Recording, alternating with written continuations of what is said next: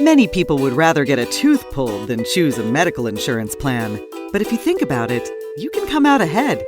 Mary saved $258 by moving from the $800 to the $1,500 plan. How did she do it? First, Mary looked at her premiums. She realized that moving to the $1,500 would save her $288 per year. Premiums are the amount that comes out of your paycheck. Next, Mary looked at out-of-pocket costs, or the amount she would owe for services, including co-pays, co-insurance, and what she might have to cover before her deductible is met. To figure this part out, she had to estimate how many services she was likely to need. In Mary's case, that would be 1 doctor visit, 1 urgent care visit, and 3 prescriptions. As long as her out-of-pocket costs stay under $288, Mary will save by making the switch.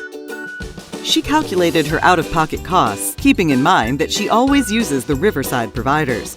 We call this the Riverside Platinum Network. Under the $800 plan, her out-of-pocket would be $84. Under the $1,500, costs add up to $114. That's a difference of $30. But it still leaves Mary saving overall by making the switch. Benny saved even more, $709 by switching from the $1,500 to the $2,850 high deductible plan. He started by looking at premiums. He realized that switching would save him $144 over the course of the year. Benny expected to have 1 office visit and 3 prescriptions.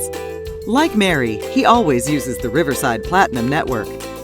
You can see how out-of-pocket costs can be more under the high deductible plan because, as an individual, you have to spend $2,850 before the plan begins to pay. After you meet your deductible, the plan pays 80% and you pay 20%. The game changer for Benny was the Health Savings Account. An HSA is a special account to pay for qualified medical expenses, but it's very different from a flexible spending account. An HSA is like a safety net that you take with you for life. You can only open an HSA if you enroll in a high-deductible health plan. The amount in an HSA rolls over from year to year, so you never lose it. Even if you migrate away from the HDHP later, you still take the HSA with you. Every situation is different. Lower deductibles mean high premiums, so you really have to think about how many services you might need. If you see specialists, or you may have hospitalization, the $800 plan may be your best bet. But if you're generally healthy and you're a low user of health services, the $1,500 or even the $2,850 may be your best bet. Make sure you size up the plans and then enroll November 1st through 16th.